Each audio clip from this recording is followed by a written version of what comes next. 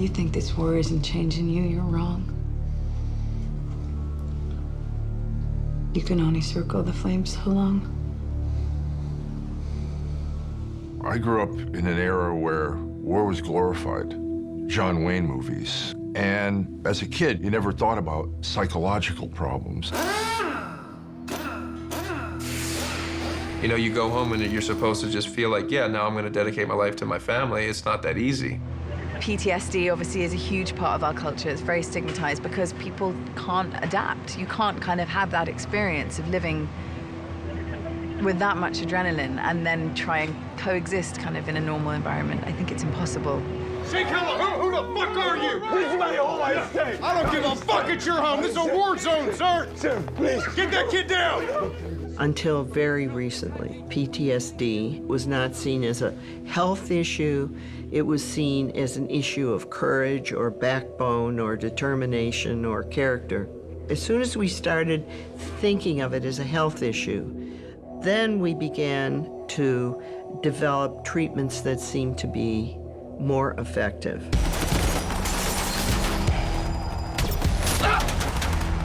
If there was a hero that came out of the Iraq War, it was Chris Kyle. Chris is the very extreme of what a soldier is. Chris is Achilles. He's that guy.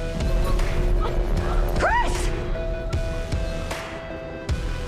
This guy was able to admit that he didn't feel okay, and he was able to go find some help. And if this guy can do it, the Achilles of the Iraq War can do it, then it's okay for you to do it too.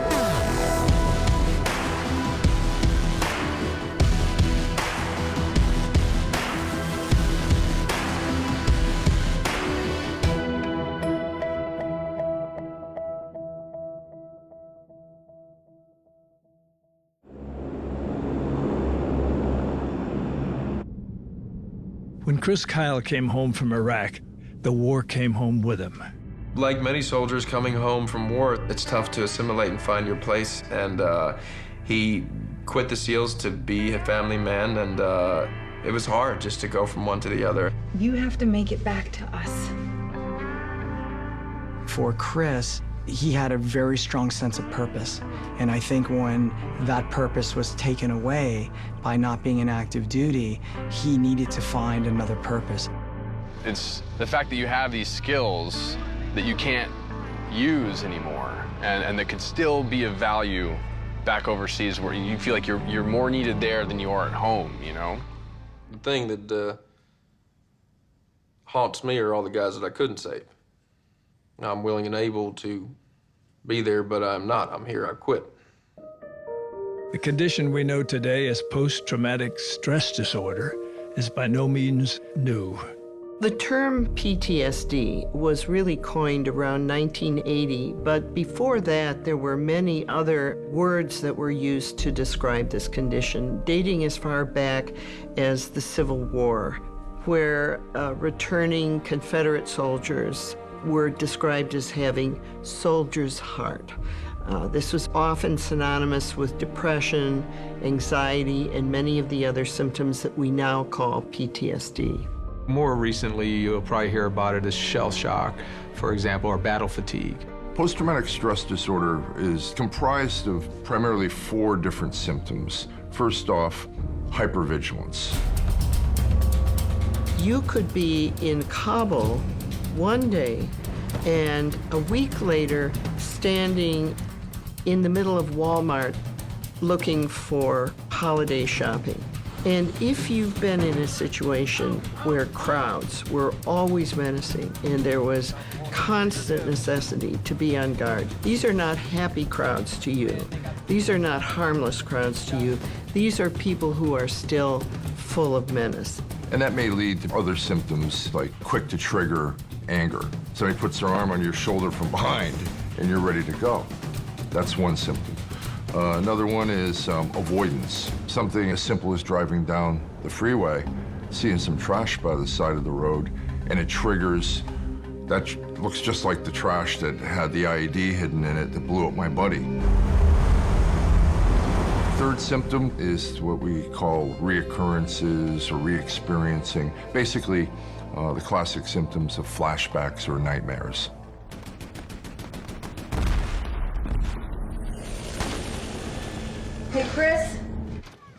Babe.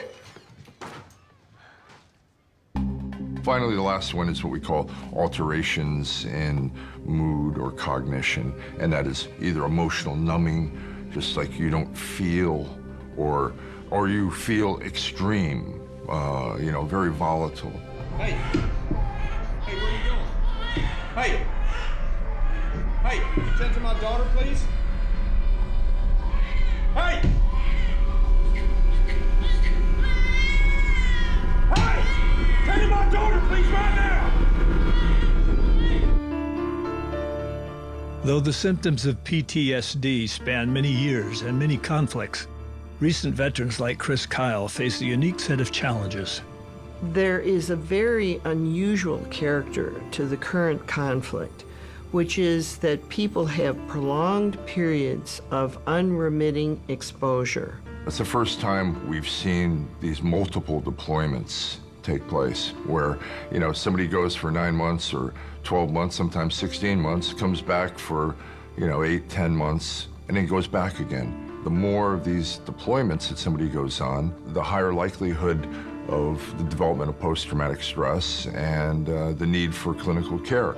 You ask a soldier, you know, why did you go back so many times, over and over? It's like 4 times, and you get down to the base bare bones of it, and it's like, I was fighting for the guy next to me.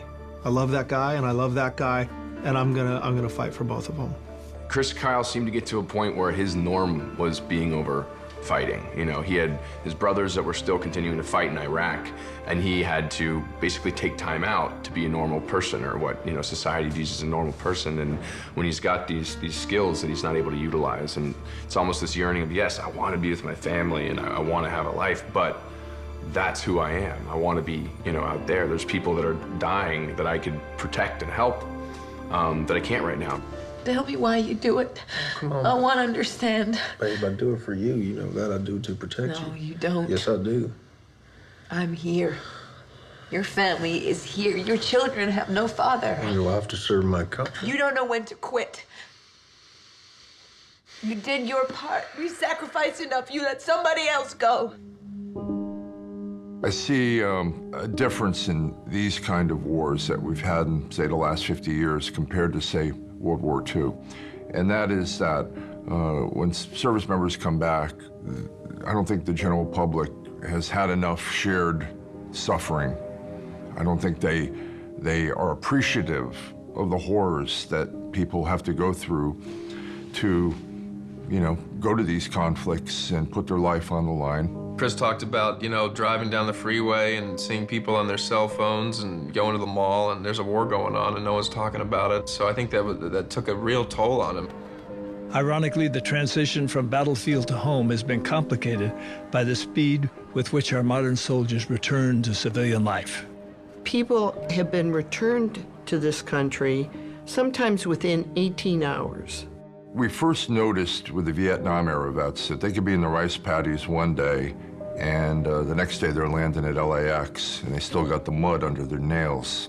It is nothing like, say, World War II, where people had perhaps 2 weeks, maybe even up to a month in their transition from the battlefront back to home.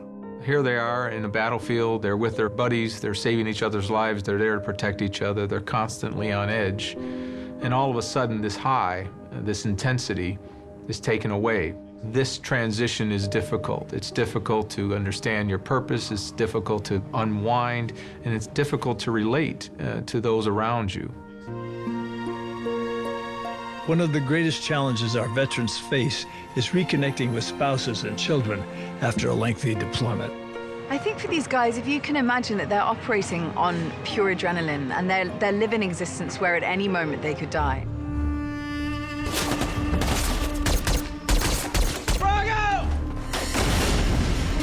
It's almost an addictive thing. They become addicted to the adrenaline rush. They become addicted to that kind of living on the edge. You get that adrenaline high, and then you come way down, and then you go way up, and then you come way down.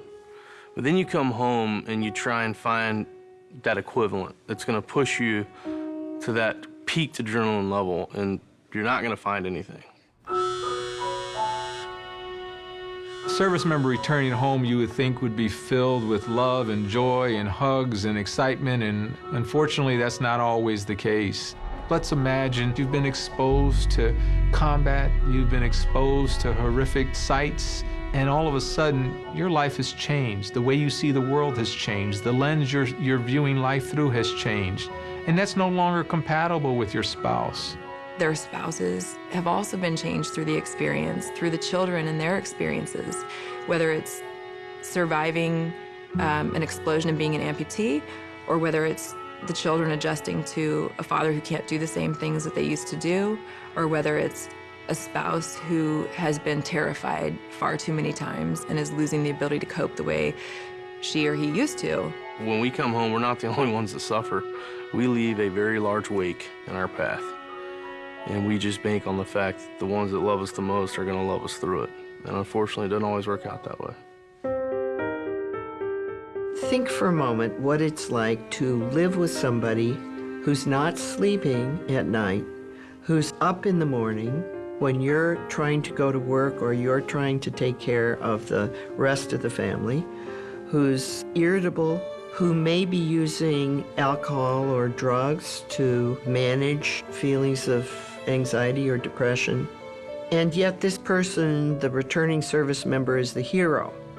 So you are not supposed to complain, and you are supposed to be honoring this person at the same time that this is a really hard person to get along with. In addition to the psychological baggage returning veterans carry home, their bodies have often undergone changes on a chemical level.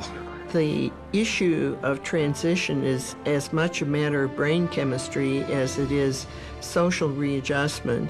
We know that when people are highly activated in combat, the nervous system changes. That kind of prolonged stress has an effect on your brain. It has an effect on your nervous system.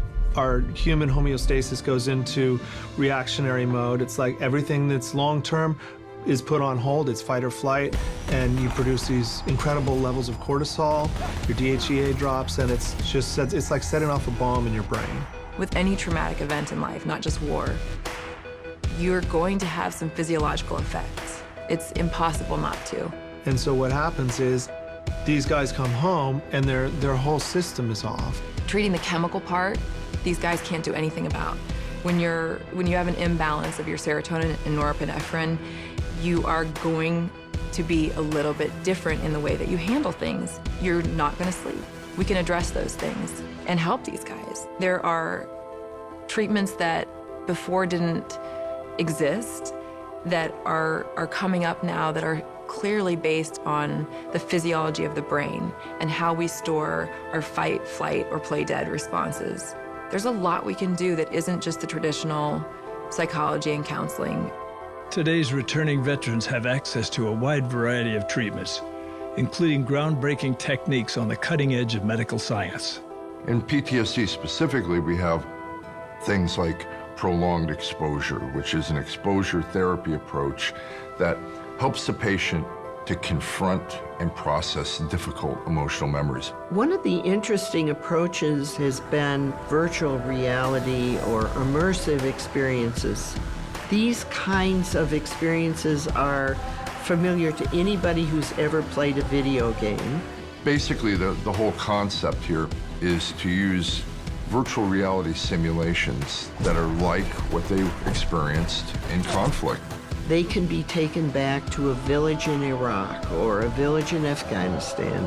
You put on that virtual reality headset and you're in an urban street that looks Middle Eastern, and you could hit a button on the keyboard and it would be nighttime, or another button, it'd be daytime. And the clinician knows the trauma experience of the patient, so they can select, all right, the trauma experience happened in a Humvee. Maybe it's in a convoy, maybe you're going down a road. We're putting them in the Humvee and hitting a button and blowing up an IED nearby. You can hear the shouts, you can hear the gunfire. It sounds harsh, but it's hard medicine for a hard problem. Our goal is to help people to face and process the hardest things they've ever gone through in their life. That's not an easy task. And the beauty of virtual reality is, of course, you're not being asked to sit, close your eyes, and remember this. You're able to see it, to view it.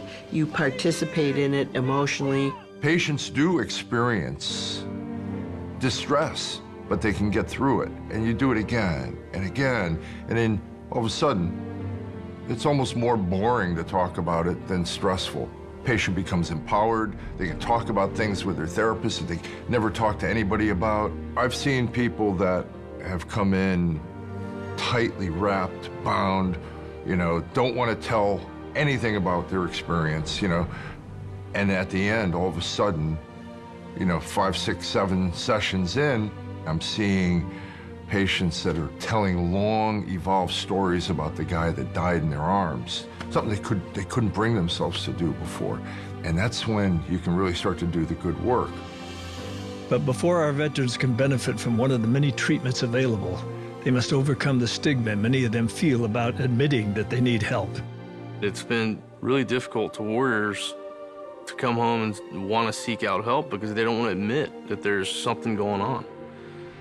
Because one,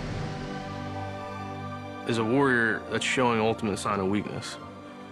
And two, you're supposed to be tough enough to do this on your own. There is an inherited stigma in our military profession, this warrior ethos, we have to be strong for the team, we can't let the team down, we can't be the weakest link. It gets in the way. I think Chris's most heroic aspect was his willingness to show that weakness with his wife, with his friends. To me, his ability and willingness to show that he didn't feel okay and to go out and seek some help was what made him a hero. I think in Chris Kyle's case, he found meaning in helping others. This was his way of taking his experience and translating it into an act of good. And it fits in with the military tradition of got your back, got your six. Chris really became whole when he realized that he could actually help people at home. That really kind of saved his soul. I think if he didn't lock into that as channeling his energy, I think he would have had a much harder time. But I think he really found himself. The fact that he found his way by helping others, I think, speaks volumes about the character of the man. And one thing that he sort of subscribed to was taking away the stigma of the gun, putting the gun back into the soldier's hand. He would sort of drive them about a 2-hour ride out to his buddy's ranch, and they would shoot guns and then drive back, and the whole sort of journey there was a nice way of getting the vet to talk about his life and his journey and sort of have a bit of camaraderie that they used to have back in country. And horribly, that is actually how he was taken out in life. A vet went with him and then gunned him down with his own gun, he and his buddy Chad. I mean, that's obviously one of the biggest tragedies and ironies of Chris's life, is that throwing himself into veterans and helping veterans out was ultimately his undoing and led to his tragic death. Chris Kyle continues to inspire Americans for his service, his bravery, and the example he set for his fellow soldiers. But his legacy also includes shining a light on the responsibilities we share as a people and a nation to care for our veterans when they return home. We sent 2.5 million guys to war. 2.5 million. And about 1/3 of them have reported some stress-related stuff. It's hard for us to comprehend the things they saw, the things they were forced to do over there. And as a society, if we're gonna ask them to do this, we have to be willing to open our arms when they come home. If we're gonna send people to war, we should damn well better make sure we have a transition plan, do our best to take care of them when they come back to civilian life. Post-traumatic stress comes in all forms and fashions from all types of experiences. And I assure you, if it's not addressed, it is the gift that will keep on giving. I know because I suffered from it for a long time. There are many areas of these veterans' lives that we're taking care of them and we're helping them and we're doing better as a country than we've done in 20+ years at taking care of our veterans. But we have more to do, and I hope that this movie does exactly that. It just opens the lines of communication.